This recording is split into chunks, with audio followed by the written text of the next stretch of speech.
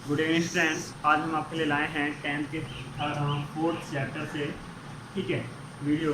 तो first video है 4th chapter की। और देखिए, इससे मैं आपको बता दूं, जो सम इम्पोर्टेंट्स करके वीडियो बनाई हुई है 10th की, सम इम्पोर्टेंट क्वेश्चंस करके, उसमें फर्स्ट सेकंड और थर्ड जो चैप्टर है फिजिक्स के, उनकी पीडीएफ की लिंक भी प्रोवाइडेड कराई गई है। आपको डिस्क्रिप्शन में लिंक है, आप जिसके पास उसकी पीडीएफ नहीं थी वो पीडीएफ वहाँ से डाउनलोड कर लीजिएगा, ठीक है। तो बात करते हैं 4th चैप्टर की।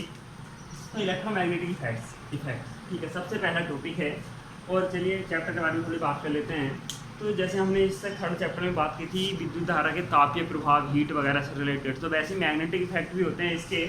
तो मैग्नेटिक इफेक्ट से मतलब होता है कि जैसे जब हम धारा प्रवाहित करते हैं चालक में, तो चुंबकीय क्षेत्र उत्पन्न होता है उस चालक के चारों ओर, ठीक है, यानी वायर वगैरह के। तो उसी चीज़ के बारे में यहाँ अध्ययन करने वाले हैं। तो सबसे पहला topic electromagnetic effect. Electromagnetic effect से मतलब देखिए, इसके बारे में पहले आपको बताऊं कि सबसे पहले 1820 में हैंस क्रिश्चियन ऑस्टेड ने इसके बारे में अध्ययन किया था। और ये एक ऐसा योगदान था फिजिक्स के क्षेत्र में जो बहुत ही महत्वपूर्ण था। इसके कारण फिजिक्स एडवांस होती चली गई, यानी जैसे आपने टेलीविज़न, रेडियो वगैरह का जो काम वर्किंग है वो सब इसी के ऊपर डिपेंड है। तो एक बहुत बड़ा योगदान था इनका इसके बारे में, और इसी के कारण इनके नाम पर मात्रक भी रखा गया चुंबकीय क्षेत्र की तीव्रता, ठीक है, ऑस्टेड का। तो देखिए बात करते हैं कि होता क्या है इलेक्ट्रोमैग्नेटिक इफेक्ट। तो विद्युत धारा प्रवाहित करने पर जो चुंबकीय प्रभाव उत्पन्न होता है, यानी चुंबकीय क्षेत्र जो उत्पन्न होता है, इसी को बोलते हैं इलेक्ट्रोमैग्नेटिक इफेक्ट, ठीक है, क्लियर। अब देखिए, तो ऐसी कंडीशंस की जब विद्युत धारा प्रवाहित की जाएगी चालक में और चुंबकीय क्षेत्र या चुंबकीय क्षेत्र के जो गुण होते हैं वो प्रभावित हों, तो इनको उसको घटना को बोलते हैं तब इलेक्ट्रोमैग्नेटिक इफेक्ट। अब देखिए बात करते हैं मैग्नेटिक फील्ड। या चलिए ये भी बताते हैं कि इन्होंने कैसे अध्ययन किया था। तो इन्होंने क्या किया, एक सर्किट का यूज किया। यहाँ स्विच लगाया, एक रेजिस्टेंस हुआ, यहाँ एक बैटरी लगा लीजिए आप, और इस तरीके से, ठीक है। तो देखिए अभी थोड़ी आगे बताऊंगा। ये स्विच, ये कुंजी, रेजिस्टेंस, यहाँ एक कंपास, शायद आपने कंपास में पहली बार सुन रहे हैं नाम। इसके बारे में अभी जब मैं मैग्नेटिक फील्ड के बारे में बात करूँगा तब बताऊँगा क्या होती है। तो देखिए इसमें क्या होता है, एक मैग्नेटिक फील्ड में एक नीडल होती है, इस तरह से होती है ये, ठीक है। तो ये क्या करती है, एक मैग्नेट की बनी होती है जो नीडल होती है इसकी। तो इस कंपास सुई का ये एक गुण होता है कि ये तभी विक्षेपित होती है इसकी सुई जब ये किसी मैग्नेटिक फील्ड में आई हो, ठीक है, यानी चुंबकीय क्षेत्र के अंतर्गत आई हो। जब मैग्नेटिक फील्ड के अंतर्गत ये आती है तो उस टाइम ये क्या होती है, अपनी जगह से विक्षेपित होती है, यानी कुछ ना कुछ राउंड नहीं करना शुरू करती है इस तरह से। तो इन्होंने क्या देखा कि जब तार वायर में इन्होंने विद्युत धारा प्रवाहित की, तो विद्युत धारा प्रवाहित करने पर क्या हुआ, ये कंपास में क्या होती थी, विक्षेपित होती थी। तो इसके कारण इन्होंने पता लगाया था कि विद्युत धारा प्रवाहित करने पर चुंबकीय क्षेत्र भी उत्पन्न होता है, ठीक है, क्लियर। अब देखिए बात करते हैं मैग्नेटिक फील्ड की। मैग्नेटिक फील्ड देखिए सर एक नॉर्मल सी चीज़ है। जैसे आवेश के चारों ओर विद्युत क्षेत्र उत्पन्न होता है, वैसे ही मैग्नेट के चारों ओर जो होता है वो मैग्नेटिक फील्ड भी उत्पन्न होता है, क्लियर, ठीक है। तो अब देखिए मैं बताता हूँ कैसे। अब देखिए हमने यही बात की है, क्योंकि इसके चारों ओर क्या होता है, ये इस तरह से चुंबकीय क्षेत्र उत्पन्न होता है, तो ये मैग्नेट जो कंपास हुई होती है इफेक्टिव होती है। अभी होती है देखिए लगभग इतनी मोटाई का जो साइज होता है गोल घेरा एक, और ऊपर भी और नीचे की साइड भी कांच के छोटे छोटे टुकड़े लगे होते हैं, उनको एडजस्ट किया जाता है और उनके बीच में निडल लगाई जाती है, ठीक है। अब ये मैग्नेट की बनी होती है और इसका मैंने आपको काम बताया कि क्या होता है कि चुंबकीय क्षेत्र जो होता है उसकी दिशा वगैरह बताती है किसी बिंदु पर चुंबक के चारों ओर जब इसको रखा जाए, यानी चुंबकीय क्षेत्र में अगर इसको कहीं रखा जाता है तो ये क्या करते हैं, चुंबकीय क्षेत्र की दिशा बताती है। जो एरो वाला साइन होता है नॉर्थ पोल होता है इसका, और जो दूसरी वाली साइड होती है वो साउथ पोल होती है इसकी, ठीक है। क्यों, क्योंकि मैग्नेट में हमेशा ही दो पोल होते हैं, एक नॉर्थ और एक साउथ, ठीक है। अब देखिए बात करते हैं मैग्नेटिक फील्ड की। तो देखिए जब मैग्नेट होती है, तो अब मैग्नेट के चारों ओर क्या होता है कि जब हम कोई कंपास में लाते हैं तो वो क्या होती है, धीरे धीरे ये क्या होती है, विक्षेपित होती है। या अगर किसी मैग्नेट को भी लाया जाए तो वो भी क्या करती है, विक्षेपित होती है, या तो जल्दी से इसके पास आ जाती है, थोड़ी दूर हट जाती है। इस तरह का क्या होता है, कोई ना कोई बल लगना शुरू हो जाता है, ठीक है। तो इस तरह की घटना तभी उत्पन्न होती है जब किसी के चारों ओर कोई ना कोई बल का अनुभव करे। अब बल का अनुभव करने का मतलब क्या है कि कोई ना कोई इसकी एक ऐसी एरिया होगी जिसमें लाने पर कोई दूसरी चीज़ बल का अनुभव करे। तो उसी ऐसी एरिया को हम बोलते हैं मैग्नेटिक फील्ड, मैग्नेट के लिए, ठीक है। अब इस चीज़ के बारे में आपको पता लग गया कि जो मैग्नेटिक फील्ड होता है वो होता क्या है कि किसी मैग्नेट के चारों ओर का वह क्षेत्र जहाँ अगर उस क्षेत्र में यदि कोई चुंबक लाई जाए, अगर कोई चुंबक लाई जाए, तो वो या तो आकर्षण बल का अनुभव करेगी या प्रतिकर्षण बल का अनुभव करेगी। ठीक है, तो ऐसा क्षेत्र क्या होता है, चुंबकीय क्षेत्र कहलाता है। अब देखिए, जरूरी नहीं आप चुंबक लाएं, आप कंपास सुई ला सकते हैं, तो कंपास सुई से भी पता लग जाता है कि मैग्नेटिक फील्ड कहाँ से स्टार्ट होता है। क्लियर। अब देखिए मैग्नेटिक फील्ड हो गया। देखिए अब बात करते हैं मैग्नेटिक फील्ड लाइन की। तो देखिए मैग्नेटिक फील्ड लाइन क्या होती है, चलिए मैं थोड़ा सा चुंबक के बारे में और बताऊँ आपको कि अगर देखिए जैसे ये चुंबक है, ठीक है, अगर मैं इसको यहाँ से दो भागों में डिवाइड कर दूँ, ठीक है, अगर मैं यहाँ से दो भागों में डिवाइड कर दूँ तो इसके दो पार्टीशन हो जाते हैं इस तरीके से, ठीक है। तो हमेशा ही चुंबक को कितने भी भागों में डिवाइड कर दिया जाए, हर पार्ट में दो ही भाग बचते हैं, ठीक है, N और S। ये खुद एक डाइपोल होता है, यानी द्विध्रुव होता है, जिसके हमेशा दो ही ध्रुव होते हैं। देखिए यहाँ से थोड़ा तो इसका N सिरा तो पहले से था, और दूसरा प्रेरण के कारण ऑटोमेटिक उत्पन्न हो जाता है S। यहाँ S पहले से आता तो ऑटोमेटिक उत्पन्न हो जाता है N। ठीक है, तो ये चुंबक का एक गुण हुआ कि चुंबक को कितने भागों में डिवाइड कर दिया जाए, हमेशा दो ही ध्रुव होते हैं।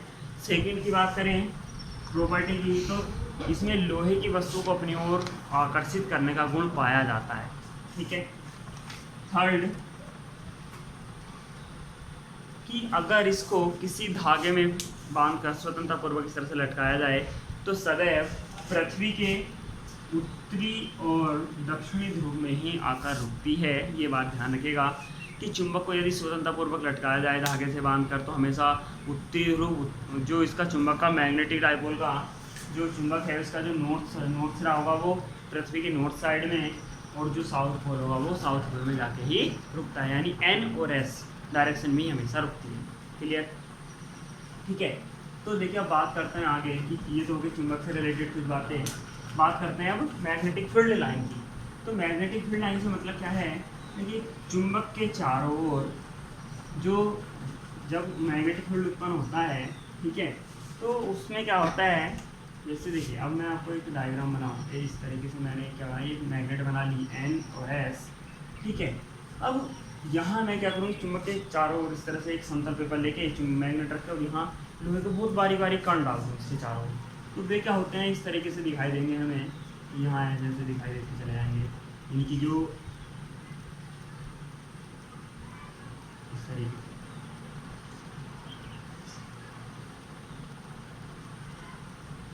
ठीक है। तो फिर जो लोहा चूर्ण होगा वो इस तरीके से ऑटोमेटिकली क्या होगा, इन रेखाओं के जैसे ये डायग्राम बना हुआ इस तरह के लाइंस में क्या होगा, अपने आप एक्टिव हो जाएगा, यानी ड्रॉ हो जाएगा। जो लोहे का जो हमने बुरादा डाला है, चूर्ण डाला है, वो इस तरह से ऑटोमेटिकली लाइनिंग में आ जाएगा। तो इससे क्या पता लगता है कि ये क्या होता है कि कुछ ना कुछ ऐसा ज़रूर होगा जो इस तरह की घटना को उत्पन्न कर रहा होगा। ठीक है, तो ये चीज़ क्या कहलाती है इसी के जरिए थोड़ा पता चला था कि हाँ जो मैग्नेटिक फील्ड लाइन का जो कह सकते हो आपकी तथ्य है कि हाँ मैग्नेटिक फील्ड लाइन होती है, वो इसी के जरिए थोड़ा बहुत क्या कहते हैं स्टार्टिंग में आपको नॉलेज बढ़ेगी। तो देखिए बात करते हैं मैग्नेटिक फील्ड लाइन की, कैसे खींची जाएंगी, कैसे क्या होता है। तो मैग्नेटिक फील्ड लाइन से मतलब होता है चुंबकीय क्षेत्र रेखाएं, यानी ऐसी रेखाएं जो चुंबकीय क्षेत्र से रिलेटेड हों मैग्नेटिक फील्ड लाइन होगी। ठीक है, लेकिन डेफिनेशन कुछ और है, ये तो खाली मैं आपको समझाने के लिए बता रहा हूँ। तो होता क्या, देखिए चुंबकीय क्षेत्र में क्या होता है, ये काल्पनिक रेखाएं होती हैं, काल्पनिक रेखाएं होती हैं जो खींची जाती हैं। खींची कैसे जाती हैं, आप नॉर्थ पोल की साइड से, ठीक है, नॉर्थ पोल की साइड से हम पास इस तरह से रखें तो नॉर्थ ये वाला सिरा है, तो इसकी ओर जो साउथ पोल होगा निडल का, जो मैंने कंपास में बनाई थी ये इस तरीके से, तो एक इस तरीके से जो था तो ये वाला सिरा यहाँ इस N की साइड होगा। तो आप यहाँ किसी भी एक बिंदु को टच यहाँ मान के चलिए, और जो नीडल का पॉइंट है जहाँ नीडल जिस पर जिस रोड पर घूमती है उसका नीचे का पॉइंट यहाँ रखिए, और ये जो आगे का एरो वाला साइन है इसको यहाँ पॉइंट आउट कीजिए। ऐसे ही आप रखते चले जाइए, पॉइंट आउट बनाते चले जाइए आगे की ओर एरो पे। तो ये इस तरीके से आपको बिंदु मिलेंगे, और आप जगह जगह से जब यहाँ लेने शुरू करेंगे ऐसे करके, तो आपको ये अलग अलग बिंदु प्राप्त होते चले जाएंगे। चाहे आप नीचे देखिएगा या ऊपर मिलाइएगा, कहीं भी मिलाइएगा, आपको इस तरह का ये वक्र बनना शुरू हो जाएगा। ठीक है, इन्हीं लाइनों को हम बोलते हैं चुंबकीय क्षेत्र रेखाएं या चुंबकीय बल रेखाएं या चुंबकीय क्षेत्र बल रेखाएं, हाँ सॉरी। ठीक है, तो चुंबकीय बल रेखाएं, चुंबकीय क्षेत्र रेखाएं एक ही बात है। तो इस तरह की रेखाएं क्या होती है, हमें प्राप्त होती हैं। इनकी जो डायरेक्शन होती है चुंबक से बाहर एन से एस की ओर होती है, एन से एस की ओर होती है, और चुंबक के अंदर एस से एन की ओर होती है। चुंबक के अंदर एन से एस की ओर होती है। चुंबक क्षेत्र जो, ठीक है, अब कंपास सुई को अगर यहाँ किसी भी बिंदु पर रखा जाए तो वो क्या करते हैं, यहाँ से जो डायरेक्शन शो करते हैं वो चुंबकीय क्षेत्र के डायरेक्शन को शो करते हैं। ठीक है, ये चुंबकीय क्षेत्र रेखाएं होगी। अब देखिए इनके गुणों के बारे में कुछ बातें करते हैं कि इनकी जो दिशा होती है सदैव चुंबक के बाहर एन से कहाँ होती है, एस की ओर होती है, और चुंबक के अंदर क्या होती है, एस से एन की ओर होती है, जो अंदर होगी। ठीक है, जो अगर अंदर है तो अंदर ये तो हो गई बाहर चुंबक से, और अंदर एस टू एन। सेकेंड, ये जो बल रेखाएं होती है कभी काटती नहीं, यानी प्रतिच्छेदित नहीं करती आपस में, कभी नहीं काटेंगी। क्यों नहीं काटेंगे उसका रीज़न मैं बताऊंगा, ये खुद एक इम्पोर्टेंट क्वेश्चन है। दूसरी चीज़ देखिए, ये जितनी पास पास होंगी, ठीक है, उतना ही क्या होगा, चुंबकीय क्षेत्र ज़्यादा प्रबल होगा, जितनी दूर दूर होंगी उतना ही चुंबकीय क्षेत्र दुर्बल होगा। ठीक है, जितने ज़्यादा पास पास होंगी उतने ज़्यादा प्रबल, और जितनी ज़्यादा दूर दूर होंगी उतना ज़्यादा दुर्बल। ठीक है, अब देखिए इस जो मैं इसके बारे में बात करें, जो ये कि काटती क्यों नहीं है, तो इनके बारे में बात कर लेते हैं। चुंबकीय फील्ड लाइन के बारे में सबसे इंपॉर्टेंट क्वेश्चन है 2 नंबर का, इस बात को आप ध्यान रखिएगा। क्या है वो, ये कि जब देखिए किसी एक पॉइंट पर अगर मैं चुंबकीय बल रेखाएं इस तरह से खींच दूँ, तो ये चुंबकीय क्षेत्र रेखाएं हुई यहाँ, और मैं यहाँ अगर कंपास में रखता हूँ तो मुझे 2 पॉइंट मिलेंगे, एक इस साइड एक इस साइड, मैग्नेटिक फील्ड के लिए, मैग्नेटिक फील्ड के लिए। ठीक है, तो मैग्नेटिक फील्ड के लिए मुझे एक ही बिंदु से 2 डायरेक्शन मिल रही हैं। कब, जब ये इलेक्ट्रिक फील्ड लाइन एक दूसरे को प्रतिच्छेदित करती हैं। तो जब ऐसा कभी भी संभव नहीं है कि मैग्नेटिक फील्ड की किसी एक पॉइंट पर 2 डायरेक्शंस हों, इसीलिए चुंबकीय क्षेत्र रेखाएं कभी प्रतिच्छेदित नहीं करती। क्यों, क्योंकि ये एक असंभव घटना है। ठीक है, क्लियर। तो बात करते हैं स्टार्टिंग में कि मैग्नेटिक फील्ड लाइन क्या है। तो किसी चुंबक के चारों ओर खींची गई वे काल्पनिक रेखाएं जो किसी बिंदु पर चुंबकीय क्षेत्र की दिशा को प्रदर्शित करती हैं, चुंबकीय क्षेत्र रेखाएं, चुंबकीय बल रेखाएं कहलाती हैं। ठीक है, इनकी जो डायरेक्शन होती है वो बाहर जो होती है चुंबक के, वो एन से एस की ओर होती है, अंदर होती है एस से एन की ओर। ठीक है, ये कभी भी एक दूसरे को प्रतिच्छेदित नहीं करती हैं।